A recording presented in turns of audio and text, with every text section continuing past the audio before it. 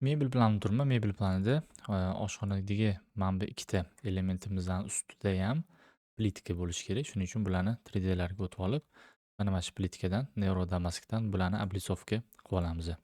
Ikkalovini izolировать qilib olamiz elementini va tepadan qarab turib arxitektura, перекрытие, arxitekturniy to'rt burchak tanlab Neurodamask va ustidan yasab olamiz chizib.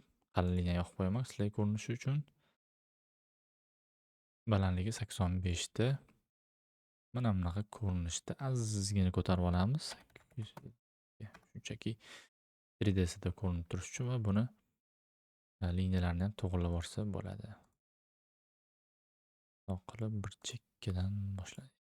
Yoki bu yerda yoki bu tarafiga.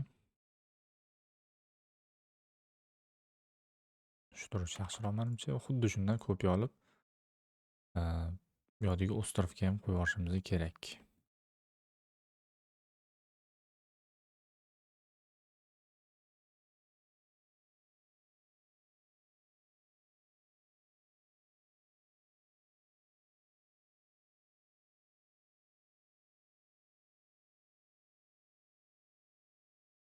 Balandligini 1000 qilaylikcha, sal tepaga ko'tarib olamiz. Keyin buni align bilan yuzasiga olib tushib qo'yamiz.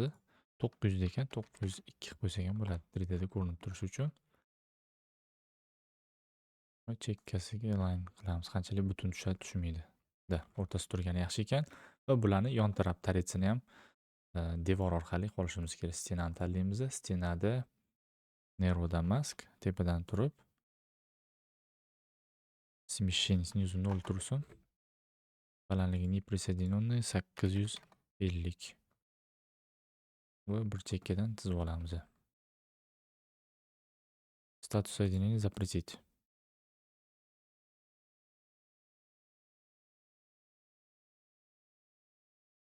Va endi tegini ko'tarib olamiz. Mana bizda bo'lib chiqqan joyi bor, shunga align bilan olib chiqamiz.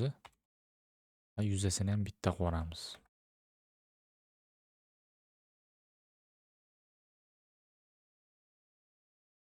Mana. Azizgina chiqarib qo'ysak bo'ladi yo'q. Shunchaki ko'rinishi uchun. Va xuddi shuni o'zini ushlab turib, tepadan ko'rinishga o'tamiz. Создать qilamiz. 4 burchak. Bu yerda status соединения разрешить qilsak bo'ladi. Va mana bu joyga chizib olamiz. Bu tabiiyki pastroqda. Buni balandligini 850 ko'taramiz yoki 800 balandligi 100 da. O'shanda kirdi. Endi bu 15 mm qalinligini hisobiga ozgina ichkariga surib olishimiz kerak. 13 ga surib olamiz. Uchala, to'rttala tarafini. Bu narsa bizga spesifikatsiya hosil qilamiz. Keramik rantikini uni hisob-kitobida qo'shilib ketishi uchun kerak. Так, восстановить вид.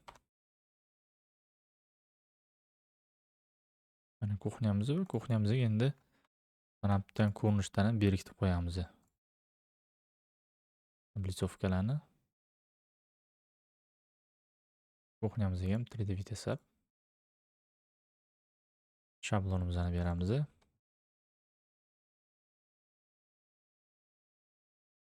3D vidni kengaytiramiz.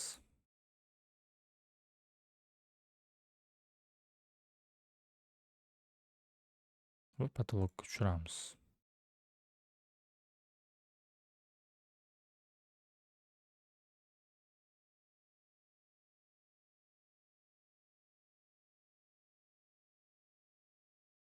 Divan berkitib qo'ysak ham bo'lar ekan. Svetilnikka ham berkitamiz. Tepada lyustramizani ham. Va mana ikkita rozetkani ham. Bular balandda turgani sababi polni qoldirib ketilinishi kerak. Pastda qolib ketmasligi uchun shunaqa qilib qo'yganmiz. Taxlit qilamiz. 3D kuxnya 1. Va ikkinchi taraf mana ham gastiniyni olib beramiz 3Dsiga.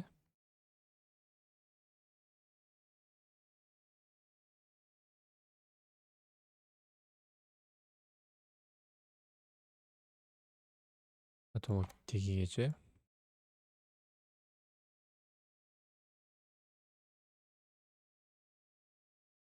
Buyog'ini sal sursak ham bo'larkan. Stulimizni bekitib qo'yamiz.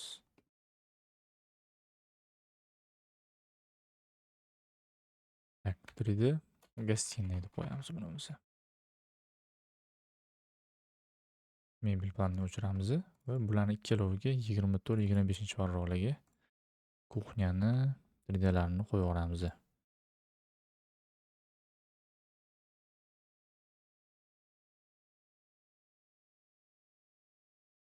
Masshtab, imya 30 juda ham katta ekan.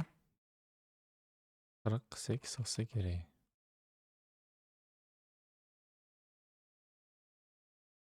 Yo'q, даже burchagini o'chirsak ham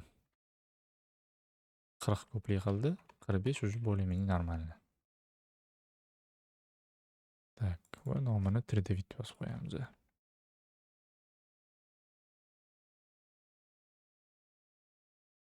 Chegarasi varroqni ichida kirib tursa bo'ldi, chunki PDF qilganda shu chegarani hisobiga surilib ketib qolishi mumkin PDF. Сохранить. Ikkinchi varroqni gостиная tashlab qo'yamiz. Masshtab bilib oldik, 45 qilish kerak ekan.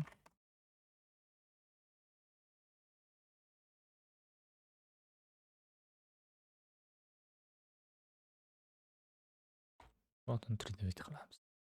Markalarni ham qo'yib oldik. Ko'rib turganingizdek, bizda ham kolonnada oyna obshivkasi ham bor. Shularni ham e'tiborga olib ketasizlar. Yasalmagan bo'lsa, отделкада ustidan chizib yasab qo'yasizlar.